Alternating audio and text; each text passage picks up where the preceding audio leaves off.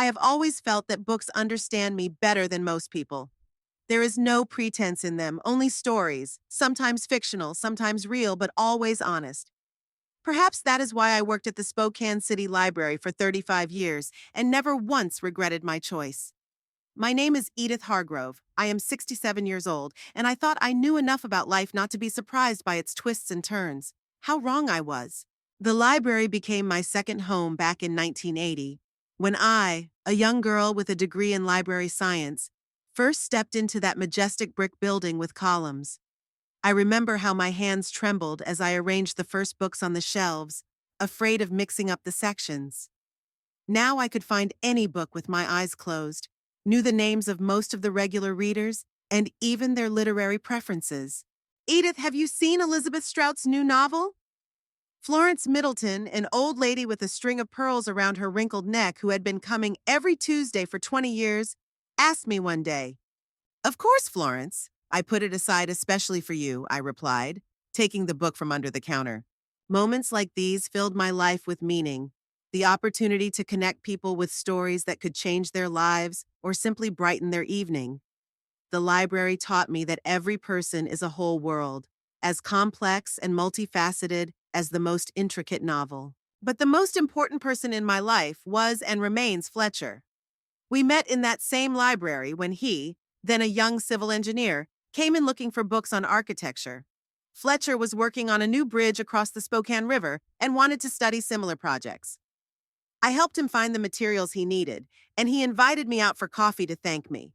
That was 42 years ago, and we've been together ever since.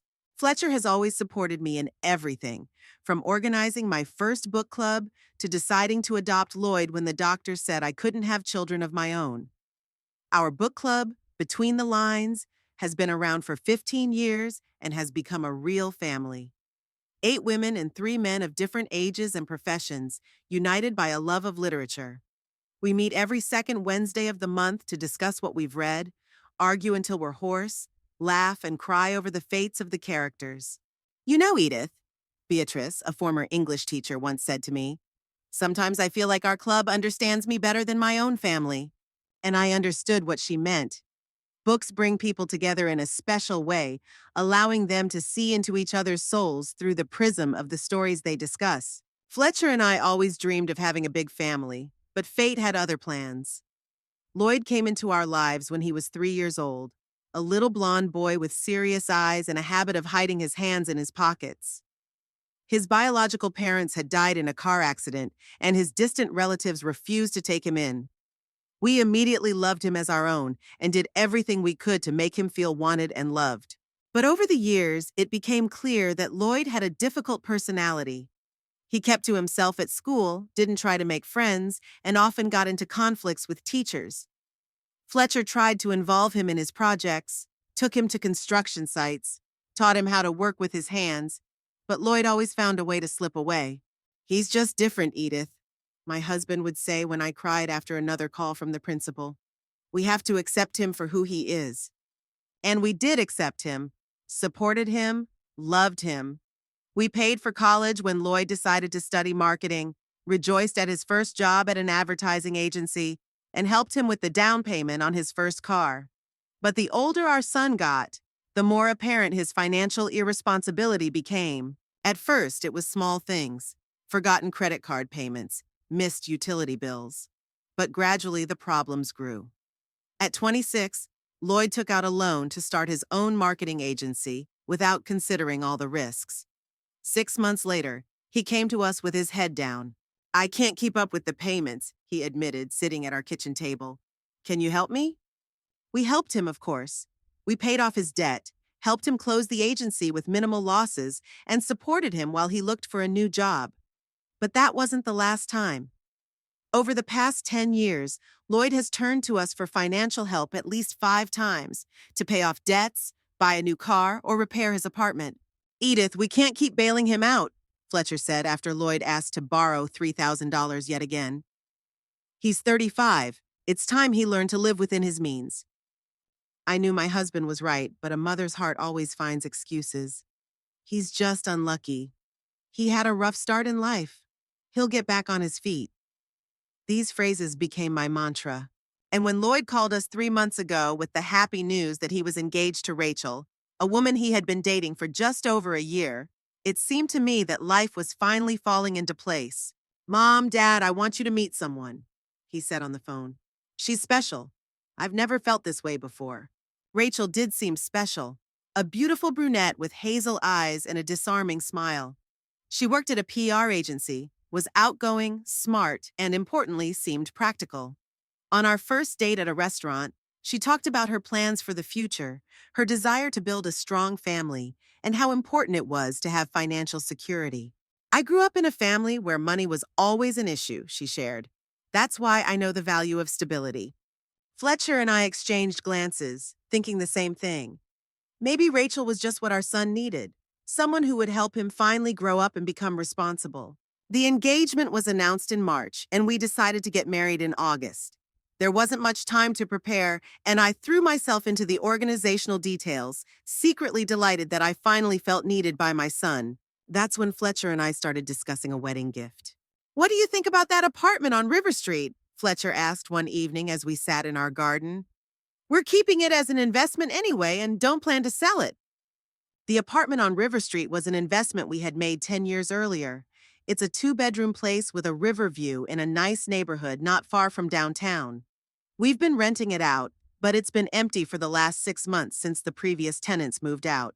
Do you think we should give it to Lloyd and Rachel? I asked, even though I already knew the answer deep down. It'll give them a good start. Fletcher nodded. They won't have to spend money on rent and can save for the future. I thought about it for a few days. On the one hand, the apartment was a significant asset, but on the other, what could be more important than the well-being of our only son? In the end, the decision was made. Let's be careful, though, I said to Fletcher as we discussed the details. Considering Lloyd's past, maybe we should leave the apartment in my name for now, at least for a year until they settle in. Fletcher tapped his fingers thoughtfully on the table. Do you think he might sell it? I don't know, I replied honestly. I hope not. But it's better to be safe than sorry. In a year, if everything goes well, we'll transfer the documents to them. That's what we decided. The apartment would remain in my name, but we would let the young couple live there, explaining that it was their wedding gift. We decided to keep the legal details to ourselves for the time being, so as not to hurt Lloyd's feelings by suggesting that we didn't trust him. When we told our son about our decision, his eyes lit up like they hadn't in years. Are you serious? The whole apartment? He hugged us both so tightly that I couldn't breathe. This is incredible. Rachel will be thrilled. And Rachel was indeed thrilled. When we all went to see the apartment together, she walked through the rooms with a blissful smile, touching the walls, looking out the windows, discussing where she would put the sofa and where she would put her desk. This is so generous of you, she said, hugging me. I've always dreamed of a place like this. At that moment, I knew I had done the right thing. Seeing the happiness in my son's eyes and those of my future daughter-in-law was priceless. Fletcher and I drove home in high spirits, holding hands like newlyweds. You know, he said as we stopped at a traffic light, I think they're going to be fine. I nodded, allowing myself to believe it. Maybe Rachel really would be the anchor that kept our son from financial adventures. Maybe having a place of his own would give him the stability he had always lacked. Maybe now he would finally grow up. The next few weeks were spent helping the young couple move, buying furniture, and setting up their new home. I felt needed and happy, once again at the center of my son's life, just like when he was little. Rachel consulted me about curtains and bedding, and we chose dishes and kitchen utensils together. Edith, do you think these plates will go with the overall style? She asked, demonstrating her good taste and desire to create a cozy home. I was glad that Lloyd had found someone like her, caring, attentive, and striving for beauty in the little things. Perhaps with her, he would learn to appreciate not only the material but also the emotional richness of family life. I arranged the paperwork for the apartment through our old friend and lawyer, Harry Prescott. He had known our family for many years and understood the situation without needing any explanation. Edith, are you sure you don't want to transfer the apartment to your son right away? He asked as we finished with the paperwork. It would be easier. No, Harry, I replied firmly. Let everything stay as it is for now. We'll see in a year. Harry nodded understandingly, but something like doubt flashed in his eyes. Perhaps he thought I was being too cautious, or on the contrary, not cautious enough.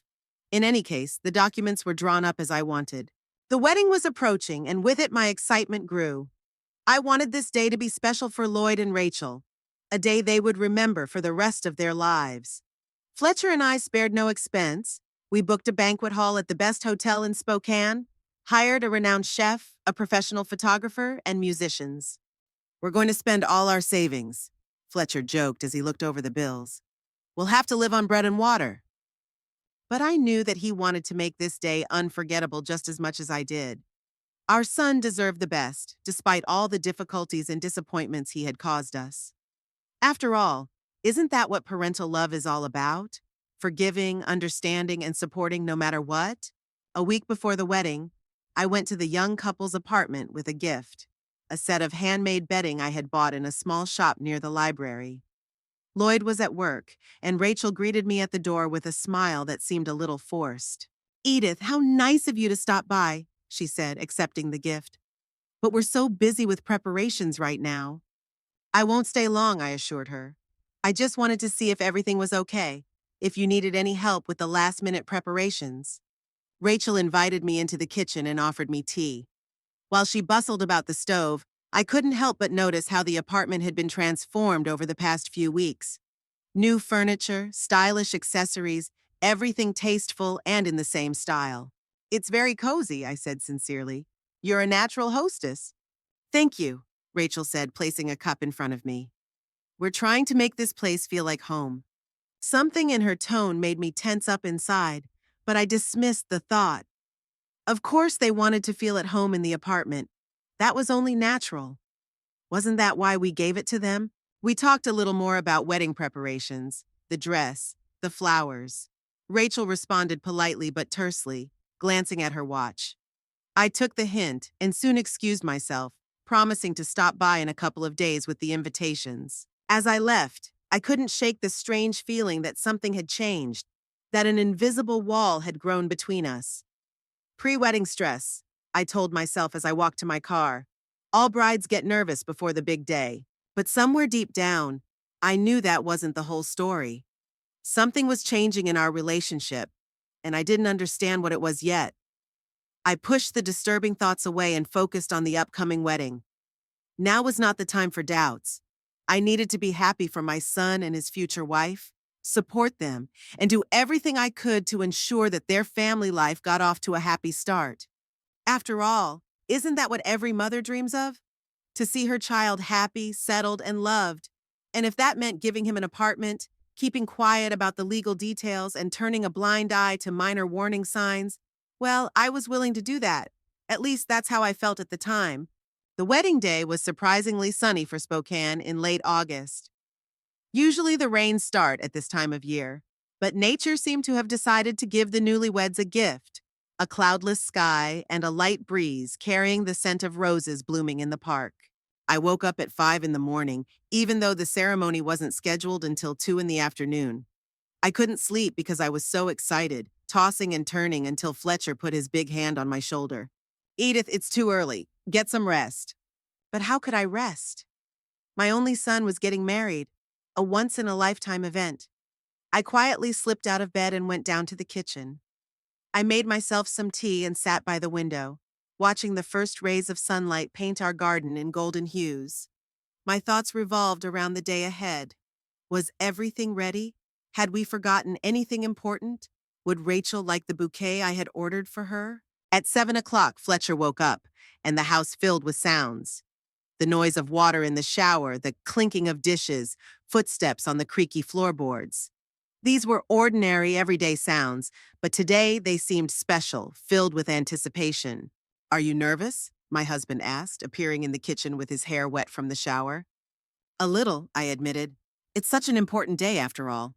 Fletcher smiled and hugged me around the shoulders. "Everything will be fine, Edith. Our boy has grown up. He's going to have his own family. Isn't that what we dreamed of?" I nodded, pressing myself against his chest.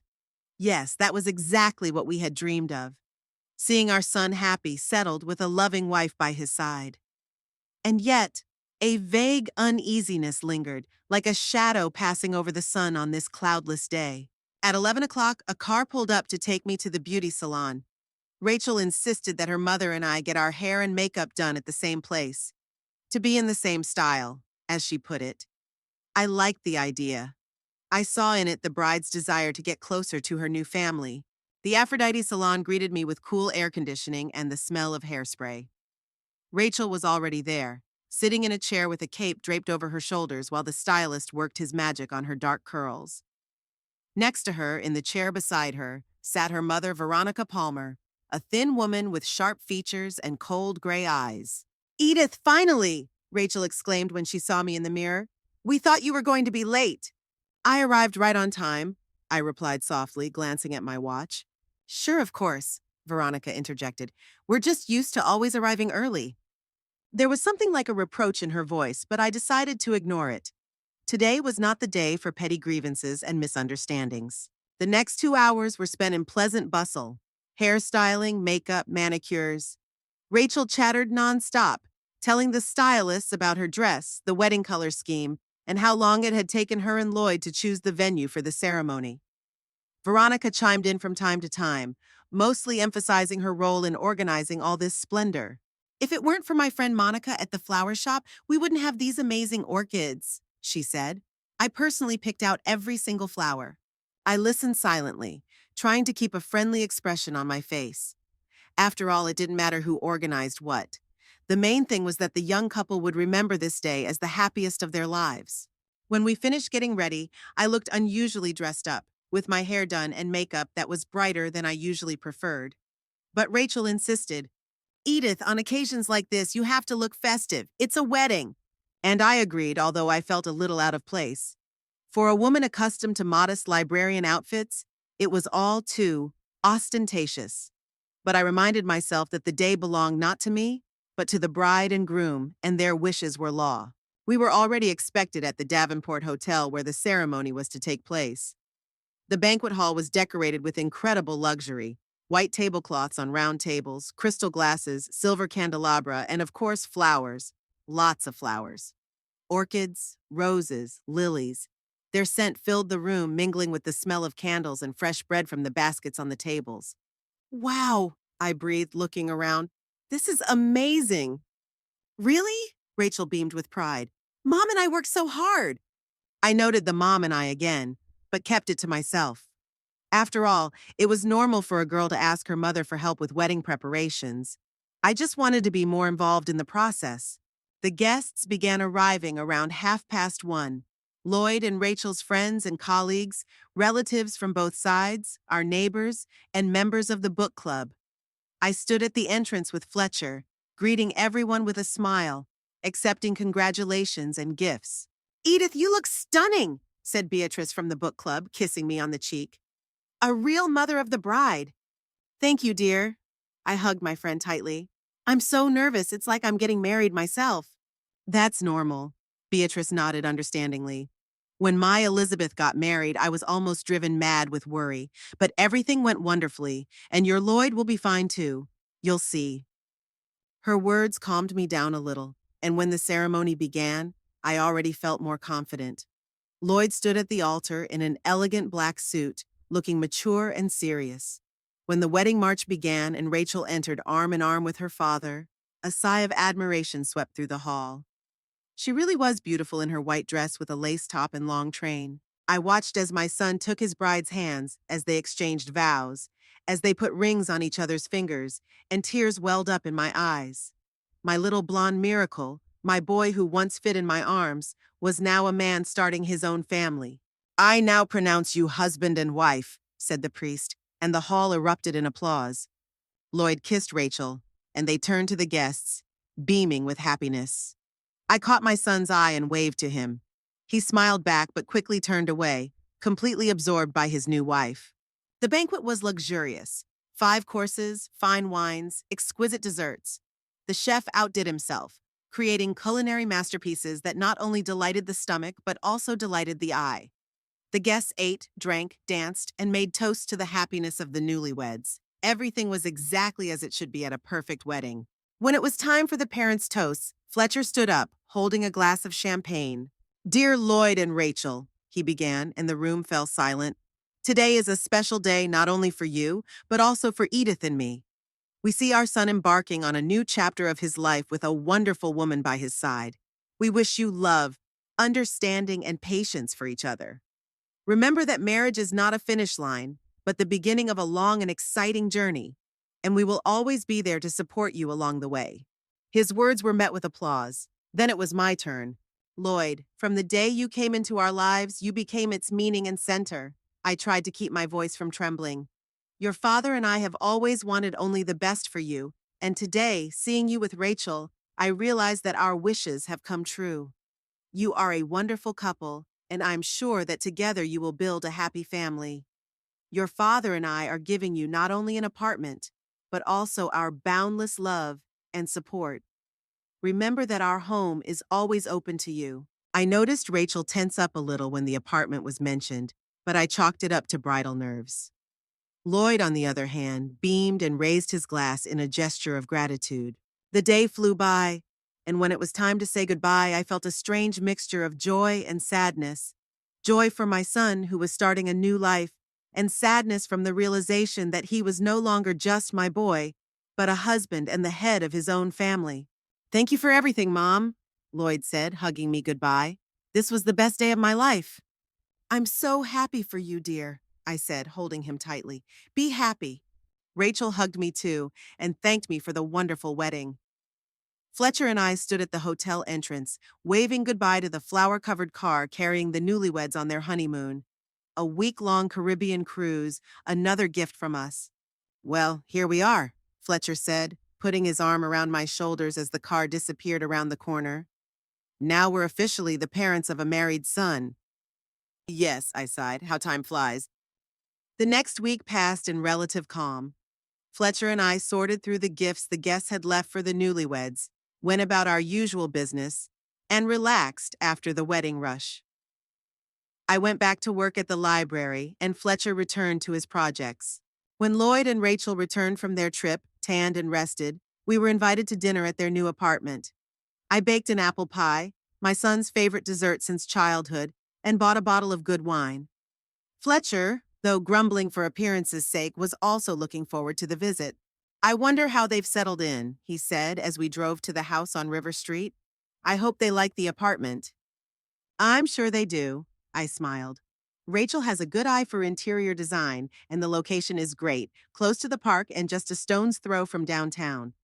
The young couple greeted us warmly. The apartment already had a lived-in feel to it. There were framed photographs, new sofa cushions, and paintings on the walls.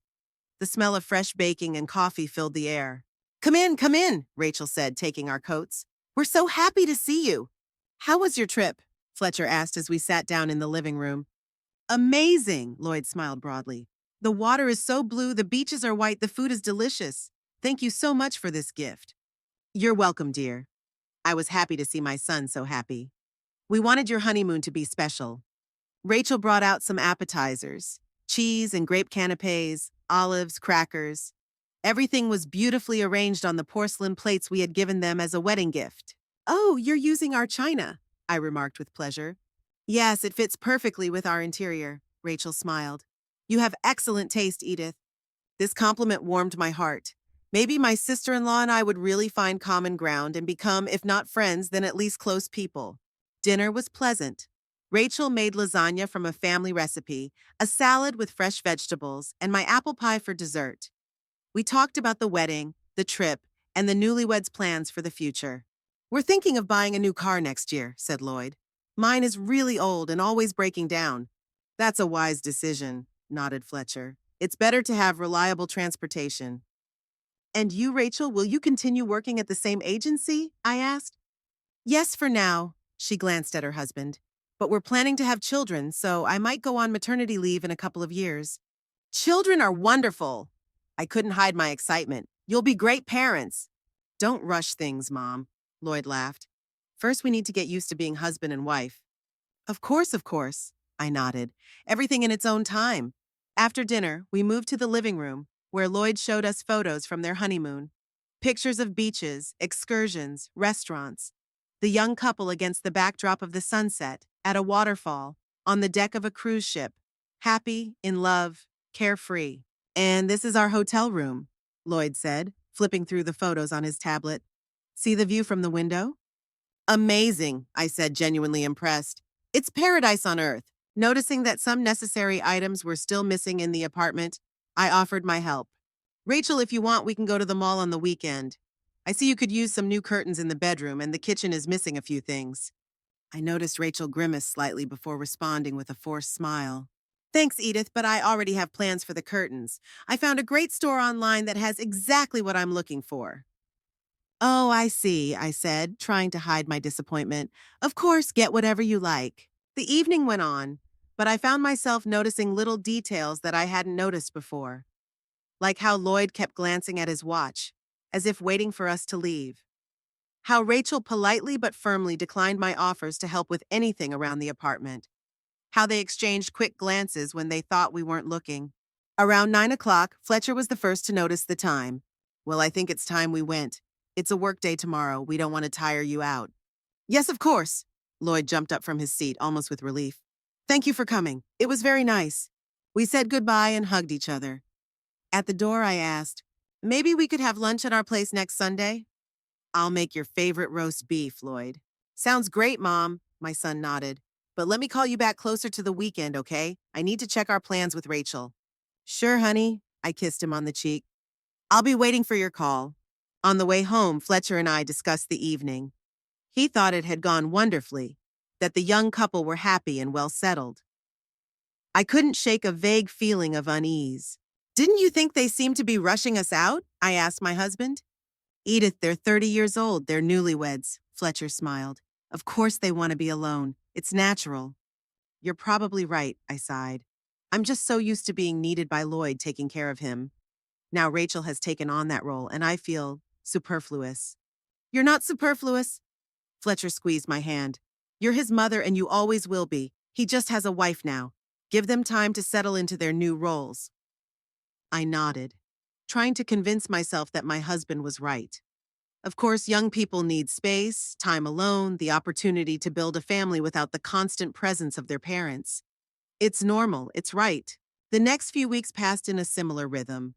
We saw the young couple at family dinners, sometimes at our place, sometimes at Rachel's parents' house.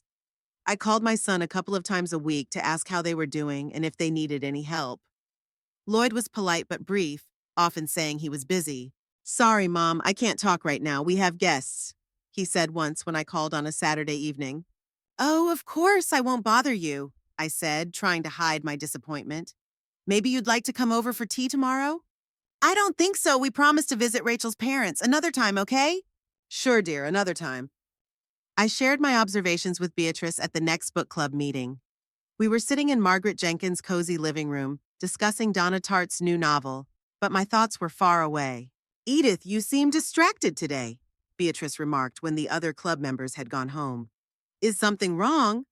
I don't know if you can call it something wrong, I sighed. It's just, Lloyd and Rachel seem to be pulling away from us. We don't see them as often as we used to. They're always busy, especially when it comes to hanging out with us. Sweetie, they just got married, Beatrice smiled knowingly. They want to be together, build their own little world. That's normal. Yes, but I hesitated. Sometimes I feel like it's not just that. Rachel seems like she doesn't want me to interfere in their lives. When I offer to help with the apartment or give advice on household matters, she always finds a polite way to decline. Young wives are often jealous of their husbands' mothers. Beatrice patted my hand. Rachel wants to feel like she's the boss in the house, not your protege. Give her time and she'll realize that you're not rivals but allies. I hope you're right, I smiled with relief. I just want so much to be a part of their lives. You will be, my friend assured me, but on their terms. Give them time to get used to their new life. I tried to follow this advice, although it wasn't easy. For years, I had been used to being the main woman in Lloyd's life, the one he turned to for advice and support. Now, Rachel had taken on that role, and I had to learn to step back without feeling rejected. About a month after the wedding, I decided to drop in on the newlyweds unannounced. I baked a blueberry pie, bought a bouquet of autumn flowers, and headed to River Street, hoping to find them home on that Saturday afternoon. Rachel opened the door in a look of surprise and annoyance flashed across her face. But she quickly smiled. Edith, what a surprise. We weren't expecting any guests. I was driving by and thought I'd stop in for a minute, I said, handing her the pie and flowers. Here, I baked Lloyd his favorite pie. How sweet! Rachel accepted the gifts. Come in, Lloyd is in the living room. I entered the apartment and immediately noticed that the atmosphere had changed. There were new paintings on the walls, modern, abstract, not my taste at all. The furniture had been rearranged, and some of the things Fletcher and I had given the young couple were gone. Lloyd was sitting on the sofa with his laptop on his knees. When he saw me, he put down his computer and stood up. Mom, I didn't expect to see you. I decided to surprise you, I hugged my son. How are you all? Fine, everything's fine. He was clearly uncomfortable. We were just about to leave. We have plans with friends. Oh, I couldn't hide my disappointment. I thought we could have some tea talk. Another time, okay? Lloyd smiled guiltily. We're already late. Rachel returned from the kitchen where she had taken the pie. Thanks for the treat, Edith. We'll be sure to try it tonight when we get back. I noticed her glance at her watch, a gesture that had become all too familiar during our meetings. It was a hint that it was time for me to leave. Of course I won't keep you. I tried to smile. Call me during the week. Maybe we can go out somewhere together. Sure, Mom. Lloyd was already walking me to the door. I'll call you. As I stepped outside, I felt tears welling up in my throat. What was going on? Why was my son, who had always been so happy to see me, now rushing me out the door? Had the wedding really changed his attitude toward his parents so much? On the way home, I couldn't stop thinking about this strange visit. Did they really have plans with friends, or was it just a convenient excuse to get rid of me? And why couldn't they spare me even half an hour? At home, Fletcher greeted me with surprise. You're back already? I thought you were spending the whole day with them. They were about to leave, I said, hanging my coat on the coat rack. They were meeting some friends. Fletcher looked at me intently. Edith, is something wrong? I don't know. I sat down on a chair in the hall. I don't think they were very happy to see me. Lloyd was kind of tense, and Rachel was barely hiding her irritation. Maybe you really did come at a bad time, my husband suggested. Not everyone likes surprise visits. Maybe, I sighed. But Lloyd always used to be happy to see me, even if I came unannounced. He used to live alone, Fletcher reminded me gently. Now he has to consider his wife's wishes. Maybe Rachel just needs more personal space. I nodded, although deep down I felt that wasn't the whole story. Something was changing in our relationship, and those changes frightened me. The following Wednesday, at the book club meeting, I shared my concerns with my friends again. We were discussing Anne Patchett's new novel, sitting in the cozy living room of James Thornton, our only male member, not counting Fletcher, who sometimes joined us. I don't understand what's going on, I said as James poured the tea. They seem to be shutting us out. Lloyd has stopped answering my calls, and when he does pick up, the conversation is short and strained. Maybe you should talk to him directly? Suggested Martha Quinn, a retired psychologist. Ask him what's going on. I'm afraid he'll say everything's fine and I'm just making up problems. I shook my head. Fletcher thinks I'm paying too much attention to this. Men often don't notice these things, Beatrice shrugged. They're less sensitive to changes in relationships. Hey, I can hear you, James joked indignantly, returning with the kettle. Sorry, dear, but it's true, Beatrice patted his arm. You men often miss the nuances. But what should I do? I returned to my problem. I feel like I'm losing my son. Give them some space, Martha advised. Don't impose yourself, but stay open to communication. They're young. They want to feel independent. Things will work out in time. I hope you're right, I said, taking a sip of tea to calm myself down. It just hurts so much to feel unwanted in your own child's life. You'll always be an important part of his life, Beatrice assured me. They just need time to find their rhythm, to build their traditions. Give them that chance. I tried to follow my friend's advice. I stopped calling every day and didn't offer my help unless they asked for it directly. But with each passing week, the gap between us seemed to grow. One evening, Fletcher came home with some unexpected news. I ran into Gary Peterson today. He lives in the same building as our kids. He said he saw them yesterday with some designers. Looks like they're renovating. Renovating? I asked in surprise. But the apartment is in great condition. We renovated it just 3 years ago. Probably just want to change things up a bit, Fletcher shrugged. That's their prerogative. Yes, of course, I frowned. But it's strange that they didn't tell us anything about it. Edith, Fletcher looked at me with slight irritation. They're adults. They don't have to report to us about their every move. I know, but I fell silent, not knowing how to explain my feelings. It wasn't the renovation itself. It was the fact that Lloyd hadn't thought it necessary to share his plans with us. He had always consulted us on important matters in the past. The next day, I couldn't stand it any longer and called my son. Lloyd, dear, how are you? It's been a long time since we last spoke. Everything's fine, Mom. His voice sounded distant. Just a lot of work. Gary Peterson saw you with some designers. Are you planning to renovate? There was a long pause on the other end of the line. Yes, we're thinking of changing the interior a little. Nothing serious. Is there anything I can do to help? I have some good contractors, and Fletcher knows his way around construction. Thanks, Mom, but we've got everything taken care of. His tone became a little more tense. Rachel found a great team. I see. Maybe we could stop by sometime? I'd love to see what you've got planned. Now's not the best time, Lloyd replied quickly. The place is a mess, dust and dirt everywhere. When we're done with the renovations, we'll have a housewarming and invite you over. Okay, dear, I said, trying to hide my disappointment. Whatever you say. After that conversation, I shared my feelings with Fletcher. He doesn't even want us to come see the renovations. It's like he's hiding something. Edith, you're overreacting. Fletcher sighed. No one likes to show guests a mess during renovations. It's normal. But we're not guests. We're his parents. To Rachel, we're still guests in their house, my husband pointed out reasonably. And besides, maybe she wants to surprise us and show us everything when it's finished. I nodded, trying to convince myself that Fletcher was right. But I couldn't shake the feeling that there was more to this renovation than just a desire to redecorate. 2 more weeks passed. Fletcher and I hardly saw the young couple, except for a brief glimpse at Rachel's parents' family dinner, to which we had been invited. Lloyd kept his distance, talking more to his wife's relatives than to us. Rachel was gracious but cold, as if she were fulfilling social obligations. How's the renovation going? I asked, seizing a moment when we were alone with our son. Fine, he shrugged. We'll be done soon. When will we be able to see the results? I don't know, Mom, Lloyd said, clearly nervous. There's still a lot to do. Something like guilt flashed in his eyes, and I felt a pang of anxiety. What was going on? Why had my open, honest boy suddenly become so secretive? After that evening, I decided to talk to Veronica, Rachel's mother. We had never been particularly close, but perhaps she knew more about what was going on in the lives of the young people.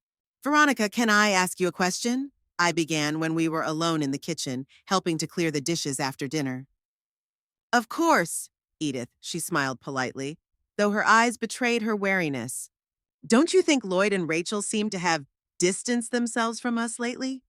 Veronica froze for a moment, then continued wiping the plate as if considering her answer. I think they're just enjoying their independence. Rachel has always been a very independent girl. Of course, I understand, I nodded. It's just that Lloyd used to be more open with us. Now they don't even want to show us how their renovation is coming along. Oh, the renovations. Veronica smiled slightly. Yes, Rachel mentioned that. I think she wants to completely transform the apartment, make it more modern. But the apartment was in great condition, I couldn't hide my confusion. We did a nice renovation just 3 years ago. Well, you know, young people, Veronica shrugged. They want something of their own, something special. Rachel has always dreamed of a Scandinavian-style apartment. There was something in her words that made me wary. Some kind of insincerity, as if she wasn't telling the whole truth. Veronica, do you know something I don't? I asked bluntly. She hesitated for a moment, but then shook her head. No, don't be silly. Just give them time, Edith. They need to build a life for themselves. This conversation only heightened my unease. I felt that something was wrong, but I couldn't figure out what it was. On the way home with Fletcher, I shared my suspicions. I think Veronica is hiding something. She clearly knows more than she's telling us. Edith, you're starting to see conspiracies where there aren't any, Fletcher sighed. Young people are renovating their house. What's so strange about that? It's normal.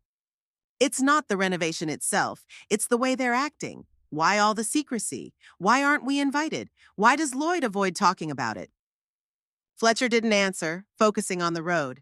But I could see that he was starting to worry about these questions too, even though he was trying not to show it. At home, already in bed, I couldn't fall asleep for a long time, going over all the strange things my son and daughter-in-law had done. Something told me that everything would soon become clear, and I wasn't sure I would be happy to find out the truth. October was unusually cold. Morning frost covered the grass with silver hoarfrost, and the bare branches of the trees rustled sadly in the biting wind. On days like these, you especially want the warmth and comfort of home.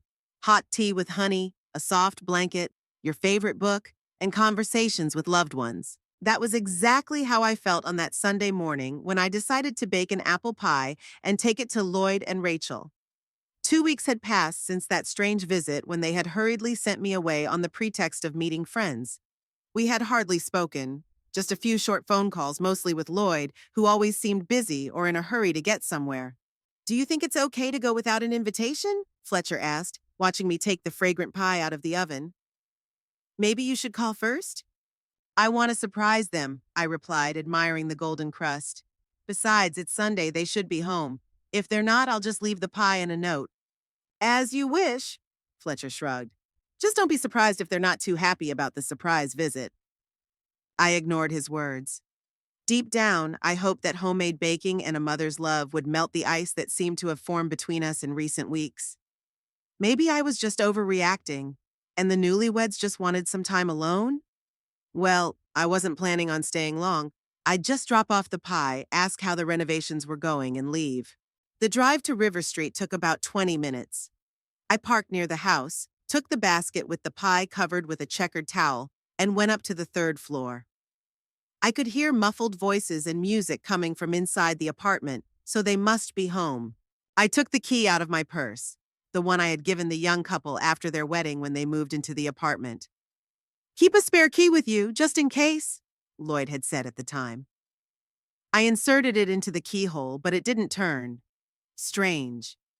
Maybe I got something mixed up? I took out another key from our house. No, definitely not the right one. I went back to the first one and tried again. The key fit into the keyhole, but it wouldn't turn. I had to ring the doorbell.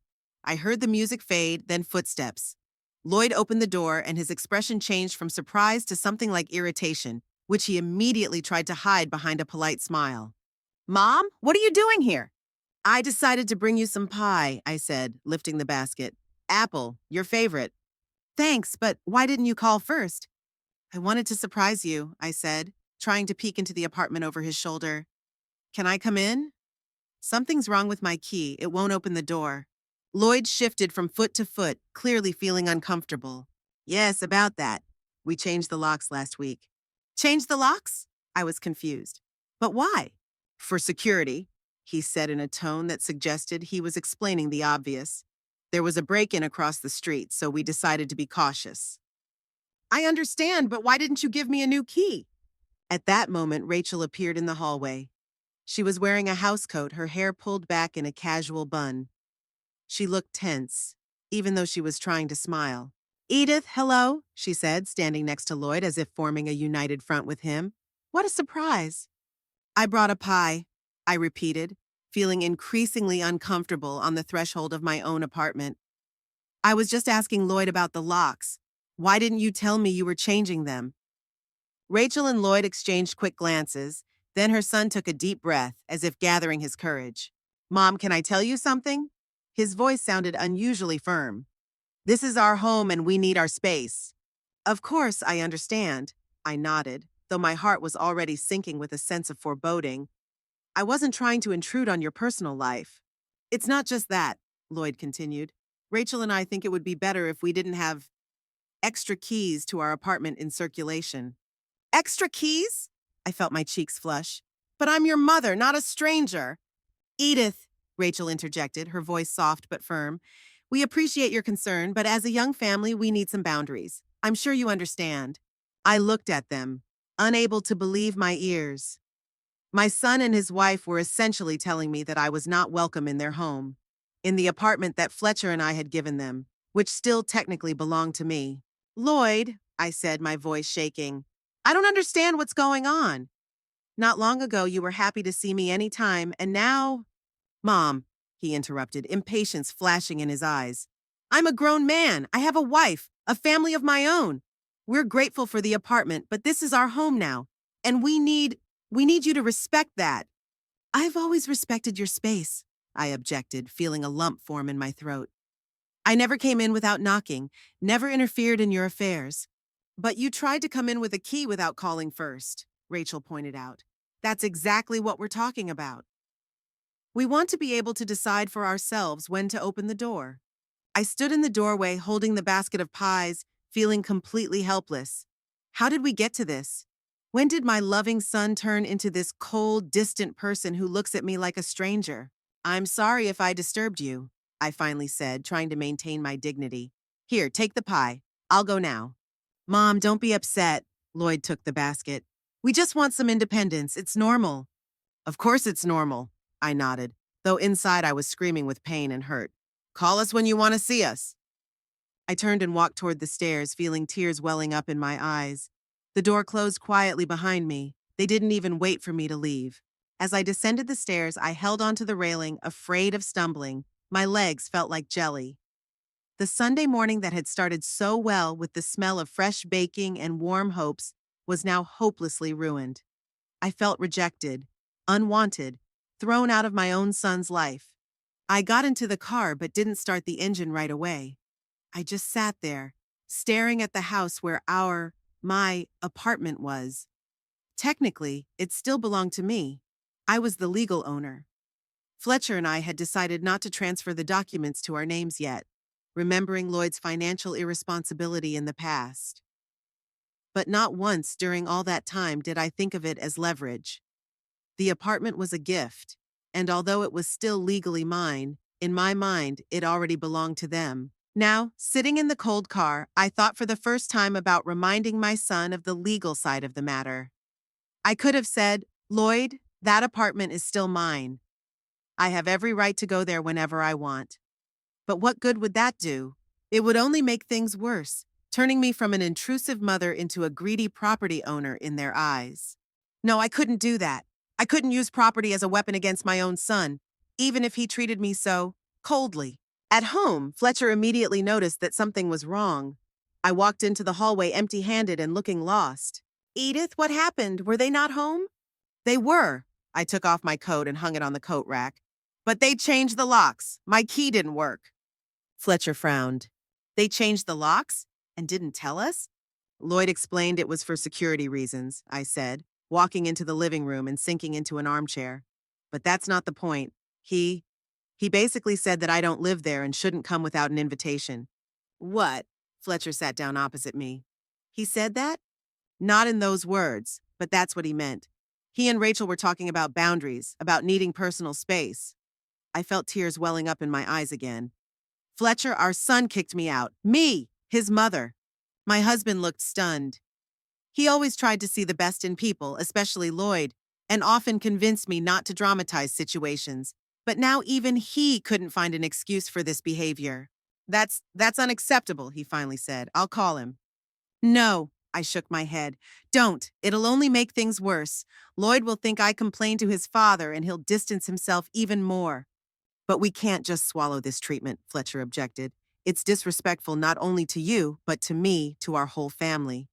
I know, I sighed, but we need to be careful right now. Maybe it's just a phase. Maybe Rachel is influencing him and things will work out over time. Fletcher was silent for a moment, thinking about what I had said. You didn't tell them that the apartment is still in your name, did you? He finally asked. No, I shook my head. I didn't want to use that as an argument. It was a gift, and I don't want them to think that we're giving it back. But we weren't going to take it back, Fletcher frowned. We just wanted to make sure Lloyd was more responsible before we changed the paperwork. I know, I nodded. But if we start talking about legal rights now, it'll only complicate things. They'll take it as a threat. Fletcher rubbed his chin thoughtfully. Maybe you're right, but we can't just sit here and do nothing. We need to fix this somehow.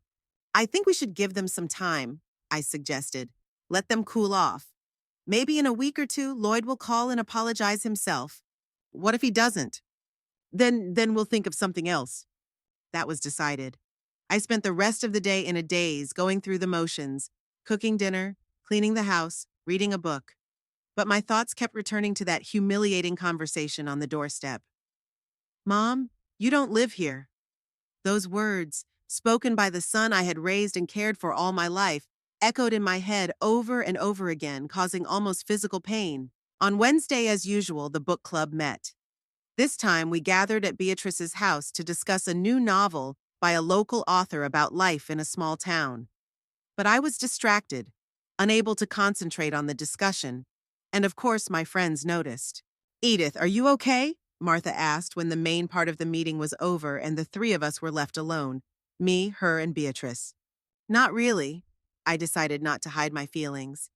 These women had been my close friends for many years. They knew everything about my family, about Lloyd, about our relationship.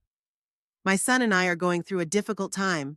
I told them about Sunday's incident without hiding any details, about the locks, the cold reception, Lloyd and Rachel's words, about how I felt rejected and unwanted. Oh dear.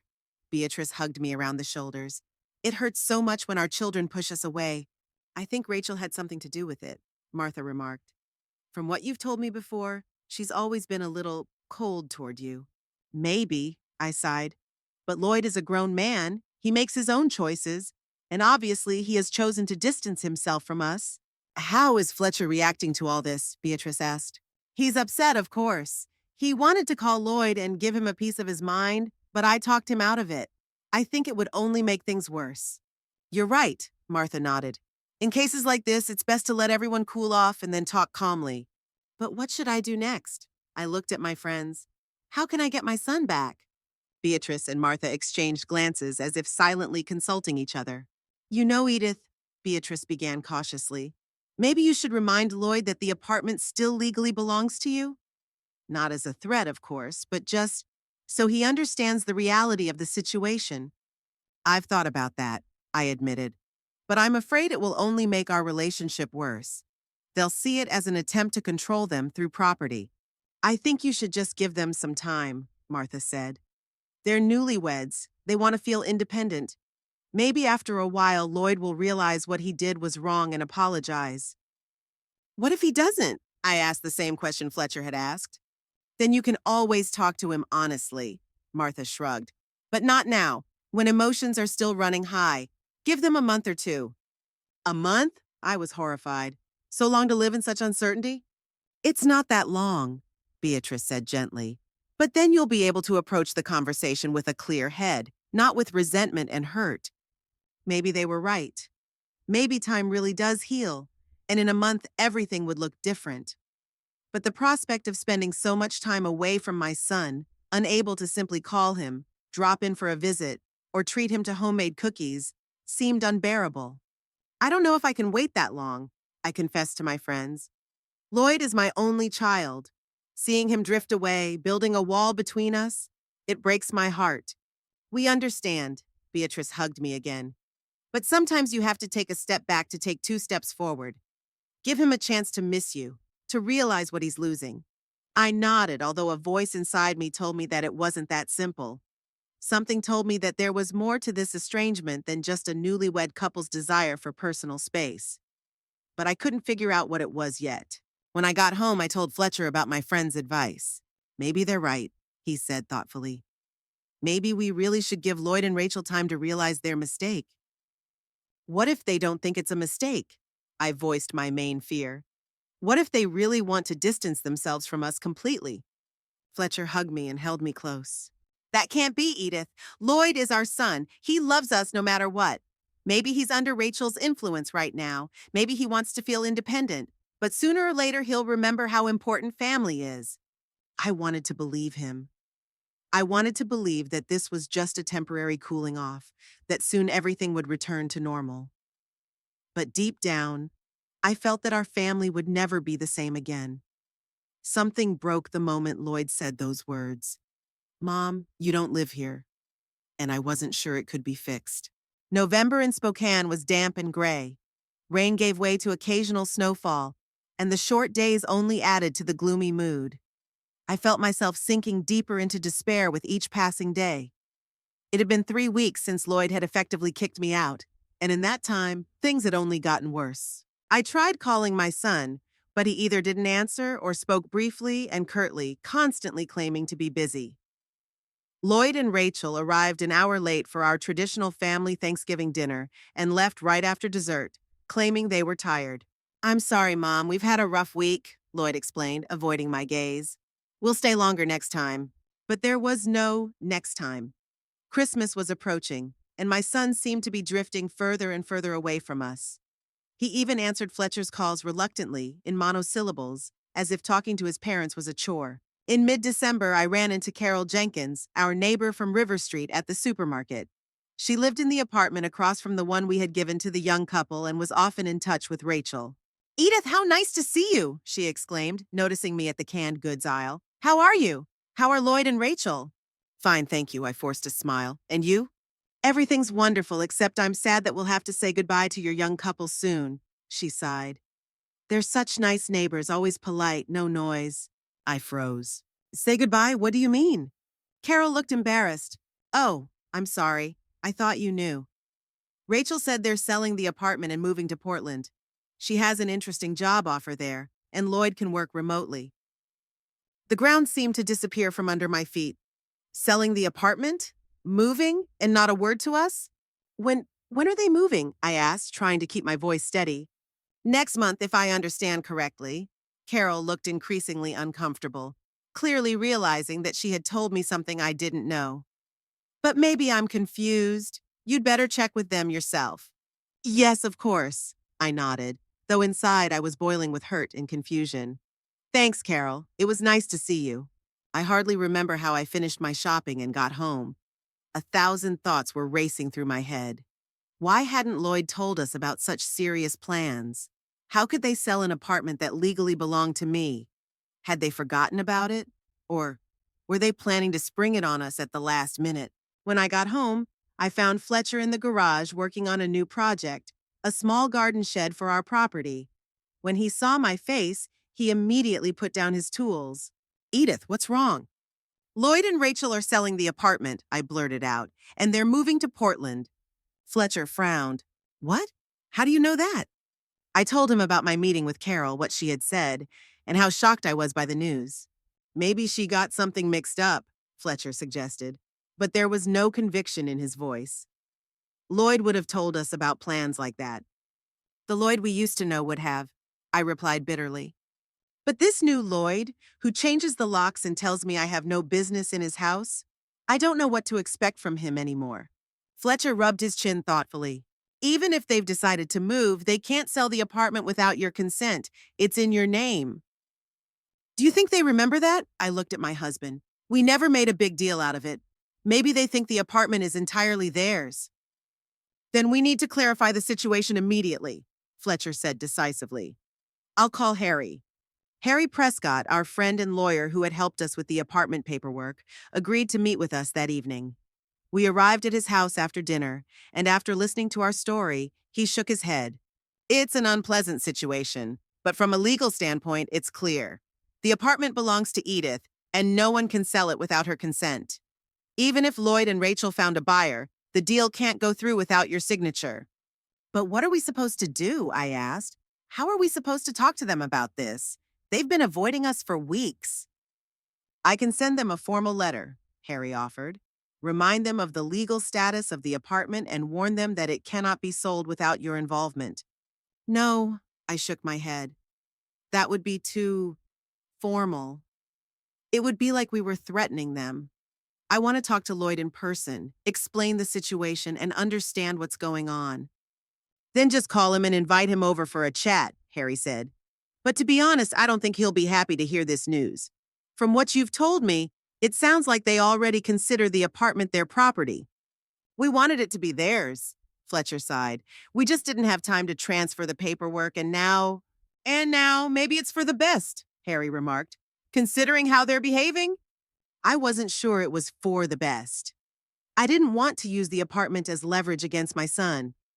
But at the same time, I couldn't let him sell property that didn't belong to him, especially without letting us know about his plans. The next day, I made up my mind and called Lloyd. To my surprise, he answered almost immediately. "Yes, Mom?"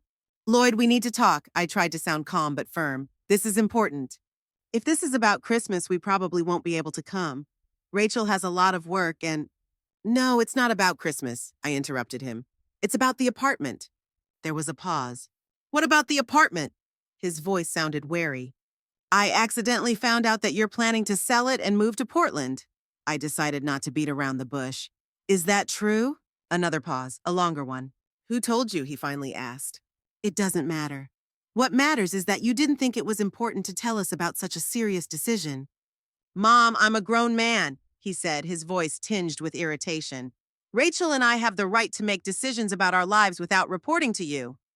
Of course you do, I agreed. But there's one problem, you can't sell the apartment. Why not? He sounded genuinely surprised now. Because it legally belongs to me, I said quietly but clearly. There was silence on the other end of the line. I could almost physically feel Lloyd digesting this information. What do you mean? He finally asked. You gave us this apartment as a wedding gift. Yes, we did. But the documents are still in my name. We plan to transfer them in a year when you settled in. Is this some kind of joke? His voice became harsh. You gave us an apartment and now you're telling us it's not ours?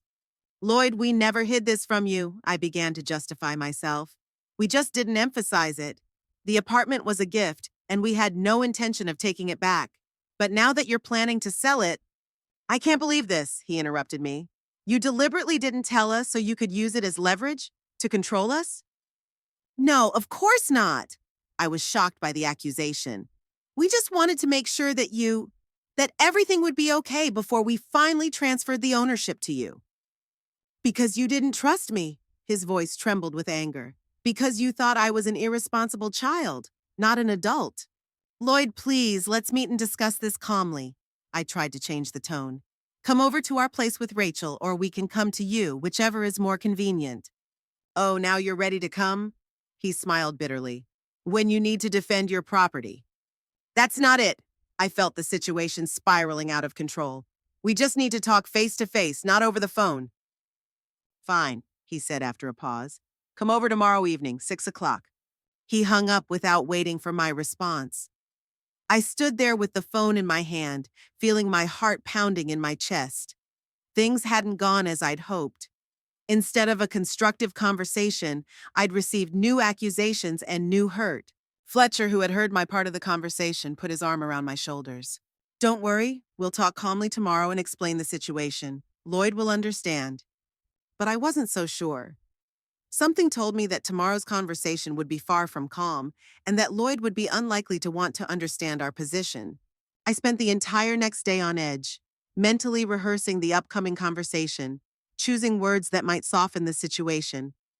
Fletcher was also tense, although he tried not to show it, going about his usual business in the garage. At 5:30, we got in the car and drove to River Street. We hardly spoke on the way, each lost in our own thoughts. I hoped until the very last moment that everything could still be fixed, that we would find common ground, that Lloyd would understand our motives. Rachel opened the door. Her face was cold and distant, without a hint of friendliness. Come in, she said, stepping aside to let us into the apartment. Lloyd is waiting in the living room. My son sat in an armchair, tense, his face stony. He didn't get up when we entered, only nodded in greeting. Sit down, he said, pointing to the sofa opposite him. Let's talk about how you deceived us. Lloyd, we didn't deceive anyone. Fletcher immediately took the initiative. The apartment was a gift, and it remains a gift. It's just that legally, it's still in my mother's name. And you didn't think to tell us that? Rachel stood next to her husband, her arms crossed over her chest. You let us believe it was our home? It is your home, I tried to soften the blow. We just wanted to wait a year before transferring the deeds. It's a common precaution. A precaution? Lloyd smiled bitterly. You didn't trust me enough to tell me the truth about the ownership? It's not about trust, Fletcher objected. It's just that sometimes life gets complicated. Tell me straight, Rachel interrupted. You were afraid we'd sell the apartment and spend the money. You thought we were irresponsible children. We just wanted to protect you and your investment. I tried to find the right words. The apartment is a serious asset, and we... Enough. Lloyd raised his hand. I understand. You never treated me like an adult. You always thought you knew what was best for me. Even now, when I'm 35, you're still trying to control my life. That's not fair, Fletcher objected. We always wanted the best for you. The best? Lloyd sneered. You know what's best for us right now? To leave this town and start a new life. And we were ready to do that. We even found a buyer for the apartment. And now you're telling me it's impossible because the apartment is actually yours? We didn't say it was impossible. I tried to calm the situation down. We just wanted to discuss it together, find a solution that would suit everyone. The only solution that will suit us is for you to immediately transfer the apartment to us, Rachel declared, or we'll sue you for fraud. Fraud? Fletcher sat up straight. What fraud? We just didn't transfer the documents. There's nothing illegal about that. You misled us, Rachel insisted. You said it was our wedding gift, but you kept the ownership rights. We never hid the fact that the apartment was registered to my mother, Fletcher objected. We just didn't emphasize it. So you deliberately kept it a secret. Lloyd folded his arms across his chest. So you could manipulate us later. I looked at my son, not recognizing him. Where was the kind, responsive boy I had raised? When had he turned into this cold, suspicious man who saw a hidden motive in our every action? Lloyd, please, I leaned forward. Let's talk calmly. We never wanted to manipulate you. The apartment was and remains a gift. If you've decided to move to Portland, we can discuss what to do with it. What is there to discuss? Rachel asked sharply. Either you transfer the apartment to us and we sell it as we see fit, or what? Fletcher frowned. You'll take us to court? On what grounds? Fraud, misrepresentation, improper use of parental influence, Rachel listed as confidently as if she had consulted a lawyer beforehand. My father has a good lawyer. He's already looked into the situation. So they had discussed it with Rachel's parents, but not with us. The thought stung me. We don't want to take this to court. I tried to ease the tension. Let's just calmly decide what to do. There's nothing to decide, Lloyd cut me off. Either you admit that the apartment is ours or we go to court. And believe me, it won't be the most pleasant story for your reputation in town. The threat was clear. They were prepared to expose us as deceitful and manipulative in front of all our friends and acquaintances. I felt a lump of resentment and disappointment rise in my throat. Lloyd, we've always supported you. Fletcher's voice faltered. All these years we've been there for you, helping you financially and emotionally. Do you really think we wanted to deceive you? I think you've always seen me as a child who is incapable of making decisions. Lloyd softened a little, but the hurt was still evident in his eyes. You never believed I could run my own life. That's not true, I shook my head. We just wanted to protect you. And yes, maybe we were too cautious. But is that a reason to accuse us of fraud? You promised us the apartment, Rachel interjected. And now that we want to sell it, it turns out it's not ours. What do you call that? I looked at her and realized that to her, the apartment had always been just property, an asset that could be converted into cash. Not a home, not a place where memories were made, but just a line on a balance sheet. Okay. Fletcher straightened up. Let's settle this without getting emotional. You want to sell the apartment and move to Portland. We're fine with that. But since the apartment is in Edith's name, we'll need to be involved in the sale. Or you could just transfer it to us and we'll take care of everything, Rachel suggested. I'm afraid it's not that simple. Fletcher shook his head. Transferring ownership is not a quick process.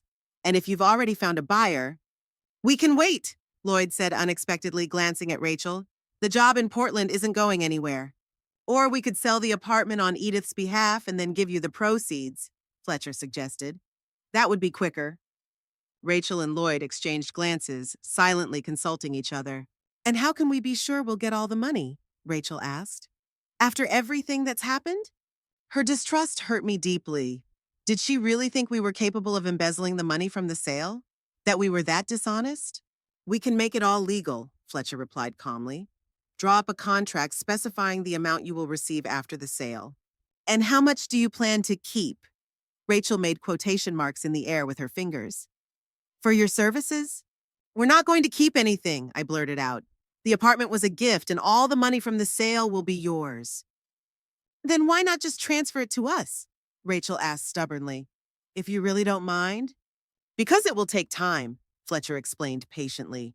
And if you want to get the money faster and move, we're in no rush, Lloyd interrupted. We can wait for the transfer. I looked at my son and saw not only stubbornness in his eyes, but something else. Distrust? Suspicion? When did our relationship become like this? When did this wall of misunderstanding grow between us? All right, I finally said. If you're willing to wait, we can start the process of transferring the apartment to you. But I want you to understand, we never intended to deceive or manipulate you. It was just a precaution, we understand. Rachel finished for me dryly. When can we start the process? I'll call Harry tomorrow, Fletcher said. He'll explain what documents we'll need. No, Rachel shook her head. We'll use our own lawyer, no offense, but after everything that's happened, her words were like a slap in the face. She was openly stating that she didn't trust us, even on a matter like this. I looked at Lloyd, expecting him to object, to say something in our defense. But he remained silent, clearly agreeing with his wife. As you wish, Fletcher shrugged, but I could see the tension in his face. Just don't forget that transferring ownership of the apartment is taxable. You'll have to pay a certain amount. Are you serious? Lloyd raised his eyebrows. You want us to pay for the apartment you supposedly gave us? Not to us, to the government, Fletcher clarified. It's a property transfer tax. We can't waive it. Of course, Rachel crossed her arms over her chest. There's always a catch. At that moment, I realized the conversation had reached a dead end. No matter what we said, no matter how we tried to explain our position, Lloyd and Rachel saw our actions as nothing more than an attempt to control them, manipulate them, deceive them. I looked at them and didn't recognize them. Not my son, not the sweet girl who had seemed so sincere when we first met. Lloyd, I decided to make one last attempt to get through to my son. Do you really think we wanted to deceive you? After all these years, all the support, all the love we've given you? He looked at me, and for a moment I thought I saw a flicker of doubt in his eyes, but it quickly disappeared, replaced by cold determination. I think you always wanted me to live by your rules, he said. You always thought you knew best. You never believed I could make my own decisions. That's not true, I shook my head. We always supported your decisions, even when we didn't agree with them. Really? He smiled bitterly. What about my decision to open my own agency? You were against it, saying it was too risky. We just advised you to be careful with loans, Fletcher objected. And by the way, you were right. The agency closed 6 months later and we had to pay off your debts. There! You always bring that up. You always point out my mistakes, never let me forget them. That's not true, I said, feeling tears welling up in my eyes. Enough. Rachel stood up. This conversation is going nowhere. Here's what we propose. You transfer the apartment to us, we pay all the taxes and fees. After that, we go our separate ways. No courts, no drama, just let's part ways. Her words sounded like a sentence. Let's part ways. As if we were just neighbors who couldn't agree on a parking spot, not a family. Is this your final decision, Lloyd? Fletcher asked quietly. Do you really want us to go our separate ways? Lloyd looked at Rachel, then at us. I think it'll be better for everyone, at least for a while. For a while, I echoed. You mean until we re-register the apartment? No, Mom, he sighed. I mean until everything settles down, until we rethink our relationship. I looked at my son and realized that he was no longer the boy I had known and loved all my life. He had changed, and those changes were irreversible. A wall had grown between us, and I didn't know how to break it down. Okay, I finally said. We'll be in touch when we have the paperwork ready for the transfer. We stood up ready to leave. No hugs, no handshakes, just nods goodbye. At the door, I turned around one last time. Lloyd, no matter what, we love you and we always will. He didn't answer, just stood there next to Rachel looking past us. The door closed, cutting us off from the apartment, from our son, from any hope of reconciliation. The drive home was silent. I looked out the window at Spokane passing by at night and thought about how everything had gone wrong. Where did we go wrong? What did we do wrong in raising Lloyd? Or was it not us, but his character, Rachel's influence, a combination of circumstances? At home, Fletcher poured us both a glass of wine, a rarity for a weeknight, but now it was necessary. What are we going to do? He asked, sitting down next to me on the sofa. What can we do? I shrugged. We'll re-register the apartment the way they want and let them go. Are you sure? Fletcher looked at me intently. Maybe we should try talking to them again, but when we're calmer. They don't want to talk. I shook my head. You saw their faces. They've already made up their minds. We sat in silence, sipping our wine and thinking our own thoughts. Suddenly it dawned on me. You know, I said, straightening up, maybe it's for the best. What exactly? Fletcher raised his eyebrows in surprise. The fact that the apartment is still in my name. I put my glass on the table. We can sell it ourselves. And then what? Give the money to Lloyd and Rachel? No, I shook my head decisively. Use it for ourselves. Remember how we always dreamed of traveling through Europe, of seeing Paris, Rome, Venice? Fletcher looked at me in surprise. Are you seriously suggesting we don't give them the money from the sale? Why not? I felt my determination grow inside me. The apartment was a gift, yes, but they didn't appreciate it. Not just the apartment. They don't appreciate us, our love, our support. All they care about is the money from the sale. Edith, Fletcher took my hand gently. You're speaking out of hurt. This isn't like you. Maybe, I sighed. But don't we deserve a little happiness? After all these years of sacrificing our dreams for Lloyd? Fletcher thought for a moment, then nodded slowly. Maybe you're right, but this is a big decision. Let's not rush into anything. Of course, I squeezed his hand. Let's sleep on it, but you know, for the first time in a long time, I feel a sense of freedom. And it was true. Despite the pain and disappointment, somewhere deep inside, a new feeling was emerging, as if a heavy burden I had been carrying for years was slowly being lifted from my shoulders. The next day, I called Harry Prescott and told him about our decision. Are you sure? He asked after listening to me. This could destroy your relationship with your son. Our relationship is already destroyed, Harry, I said calmly without tears.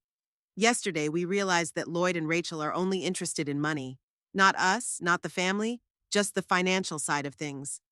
But still, selling the apartment and using the money to travel, that's a radical decision. I know, I sighed. But maybe it's time to think about ourselves. Fletcher and I have put our dreams on hold our whole lives, putting Lloyd's needs first. And he doesn't even appreciate it. Harry was silent for a moment, then said, I'll prepare the documents for the sale, but I advise you to think it over again. Decisions like this shouldn't be made in haste. I promised to think about it, but deep down I already knew my mind was made up. Not out of revenge or greed, just out of the realization that sometimes you have to let go of what hurts you and move on. That evening, Fletcher and I sat in our garden, despite the cold, wrapped in blankets and sipping hot tea. I told him about my conversation with Harry. Are you sure you want to do this? He asked, looking at me intently. This means a permanent break with Lloyd. I don't know if I want to, I replied honestly, but I know I can't go on living like this. In constant resentment, waiting for a phone call that never comes, hoping for a reconciliation that seems less and less likely. Fletcher stared thoughtfully at the smoldering coals in our garden brazier. You know, I always thought we'd grow old surrounded by grandchildren in a big house full of laughter and joy. Me too, I smiled sadly, but life rarely lives up to our expectations. So what now? He looked at me.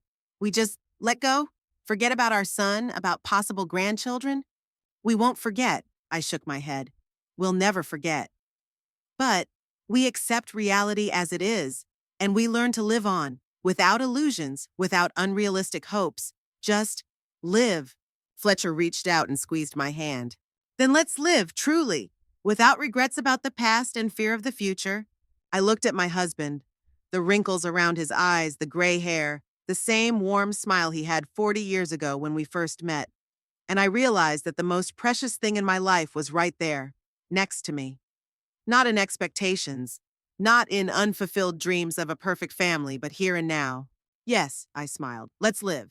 The next day, I called Beatrice and told her about our decision. She listened without interrupting, then said, You know, Edith, sometimes the most painful choice is the right one.